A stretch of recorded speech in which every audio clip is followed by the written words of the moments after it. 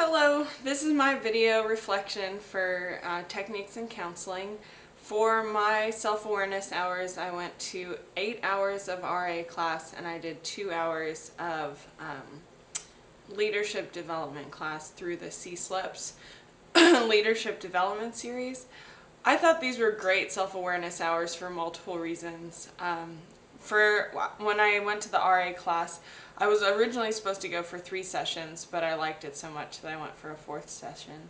And the reason that I did this is because currently I work as a residence director in the halls, specifically at Wolf Village Apartments. And so the idea behind this was housing was going to make basically all of the RDs who are creating training go to this self-awareness class. It wasn't self-awareness, it was the RA class, but really the first couple of lessons were about understanding who you are, understanding others, and how you relate to them. We went over issues such as stereotypes, prejudice, race and culture, ability, religion. We went over a lot. And the way that the class was structured was, it was almost like a group setting. We had about 15 people in the class, 15 to 20 people in the class at times, and we talked openly about, issues of race, what our experiences were.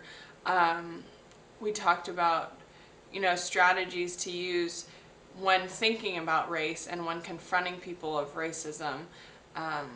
And that confrontation piece was really moved me, and it's something that I've been battling with my brother for a long time.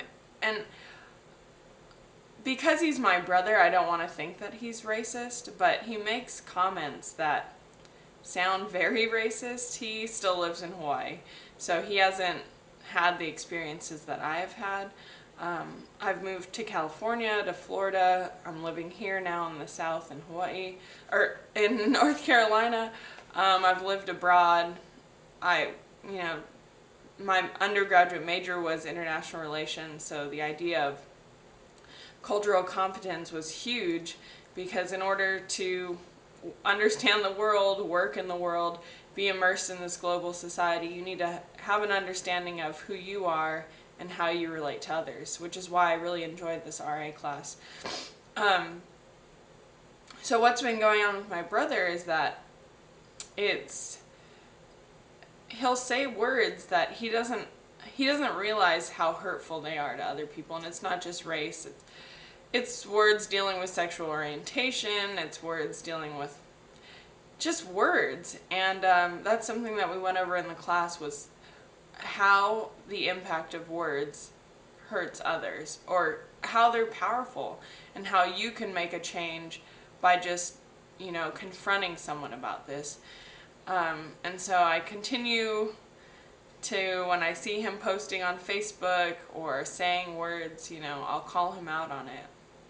And it's not comfortable calling out your brother on this, and how he responds is, oh, well, you just think you're so educated and better than everyone else. I'm like, that's not it at all. I'm like, yeah, I've been a lot of places and I have gone to school, but if you just,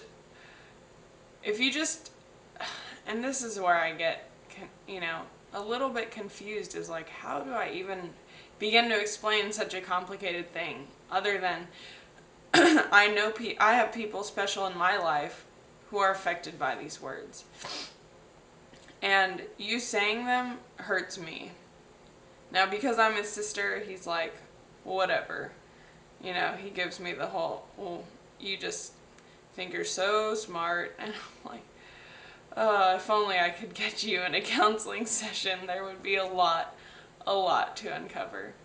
But I think the RA class definitely helped me, gain other perspectives, and it was interesting to see 18-year-olds, 19-year-olds in the RA class who they were applying for the RA job, and so they all have to go through training before they start as a residence assistants in the residence halls, which I think is great. but just seeing their level of development at 18 and me at 25 and the experiences I've gone through, I can definitely see how much I've grown. I reflected a lot on cross-cultural class, and actually yesterday in one of our in our counseling session, it was Brittany and I, and Tiffany didn't have, Jane wasn't there last night, and so she joined our group, and we had sort of like a mini group session where we practice our techniques. But we got on the subject of hair, and they're both African American and I'm not. And something that I watched recently on HBO was Chris Rock's special on hair. And although it was a comedic take on African American hair, it was also really informative, and it traveled all the way to India where a lot of the hair for weaves is collected. And I was so fascinated by it. I growing up in Hawaii, you grow up with a lot of Asian Americans and a lot of immigrants and refugees and a lot of people from all over Polynesia. But one of the cultures I wasn't exposed to a lot was the African American culture. So moving to North Carolina, that was one of the things I was most excited about, is there's a huge population in the United States that I knew nothing about. And so being counseled by Brittany and counseling Tiffany has been awesome for me. So thank you for that, because you just gain a different perspective on the cultural values of a different ethnicity, and just see the perspective from, when we talk about things like hair, and to listen to all of the things that they have to go through to take care of their hair. I mean, we're the same age, and yet our lives are so different because of our backgrounds. And when I was talking about the cross-cultural class, that was when that's when white privilege really hit me, was like, I wake up and I don't have to think about this at all. I mean, I should probably think about it more, but their hair takes so much more care and so much more thought into it. And listening to Brittany talk about how it wasn't until she was 20 that she realized she could just have natural hair, and that could be okay. It just blew my mind last night, and I was really happy that we got onto that subject, because although I watched the video on it, a documentary on it, these are girls that I go to class with, and listening to their stories about what their mothers told them was right, and discovering that having natural hair is okay, and the difference between them, because there's so many in-group differences that while Tiffany wanted to have the weave and have the straight hair and not have to worry about taking care of her natural hair, Brittany loved the fact that she could get her hair wet, that she could just comb it out, that, it had become part of her identity. And so, relating this all back to the RA class, this was stuff that, that they covered, white privilege, just privilege in general. It's not necessarily white privilege, being a woman versus being a man, being able-bodied versus disabled. And this is something that next weekend I'm taking students on a trip to Washington, D.C.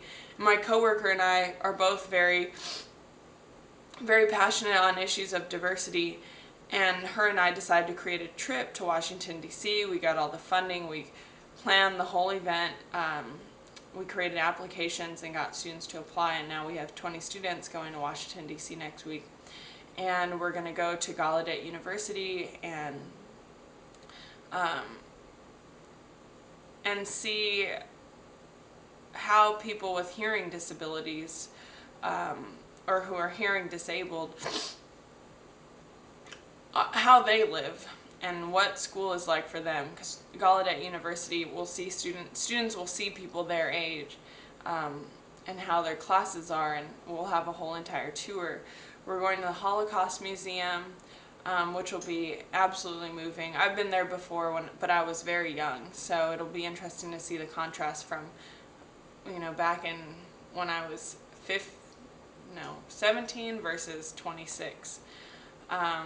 We're going to the Japanese Cherry Blossom Festival, so we'll see, you know, culturally what Japanese culture looks like. And for a lot of these students, a lot of them are international. Just seeing Washington, D.C., being in the heart of the United States, learning about our history, that's going to be, I'm sure, very powerful for them as well. So this is something that, you know, it all comes back to counseling, because we'll be leading small group discussions with them, talking about the impacts that learning about this has made on them. How does this relate to their identity? Can they see the privilege and oppression in our society through learning about religious persecution, learning about able-bodied versus not abled? We're going to go to a museum of women in the arts. Hopefully that'll expose them to a little more about a woman's struggle in the United States and where we stand now. We're not really doing anything focused on gender or sexual orientation, but I hope to continue this trip in the fall and in the spring of next year, because it's something I'm really passionate about, and it's just another way to use my counseling skills in a more creative way, and talking about issues that affect us every day, the issues of identity and the issues of understanding who we are and the context in which we live. The other 2 hours, I talked a lot about the RA class. The other 2 hours were on a leadership class, and this was also really eye-opening for me, because it just explored like who you are, and but mainly in the context of how do you lead others. And so I learned that I have a very participatory leadership style. I get really involved with the people I'm with, and I think that goes back to the fact that I like connecting with people on a personal level. I feel that the more that I know them, the easier it is to gain their trust, I guess build rapport, and the more they feel like, well, I want to work because I want to make Sarah proud. That's how I feel it is, because that's what I feel in my supervisor relationship right now. I feel like my supervisor has really become a friend of mine, and I don't want to let him down. What else did I learn in that class? It was interesting. It was also interesting to be the older student among 18-year-olds who, you know, may not have had a lot of leadership development. So seeing their growth in this class from the beginning to the end, talking about what makes a leader, how do you create a shared vision, how do you look forward to the future, how do you inspire others, how do you connect to them, all of that stuff, I'd like to think for me seems pretty intuitive at this point. I've had a lot of leadership development and a lot of leadership opportunities, but for someone who has never led a group of people, you know, they may just be in the area of team building right now, where they are trying to find who they are in a team. Some people may be the more vocal, some people are task keepers, some people may add opinion, but for the most part just listen. And we learn, you know, leadership, there's no right or wrong way. It's just there's certain styles of leadership, and you find your way. You can either take parts of them and create your own leadership style, or you're very much, you know, participatory, or you're very authoritarian.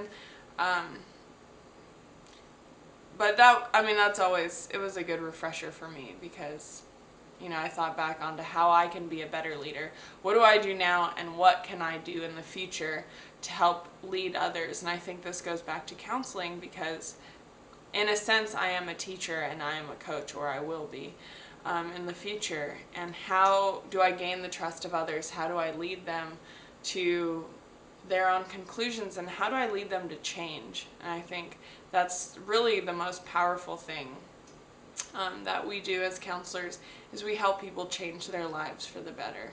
And the more I learn about this, especially through this semester, I really started to get into my studies, and I've very much enjoyed the techniques course, because put some tangible counseling to all of these theories that we're learning about. So thank you for that, and that is my reflection.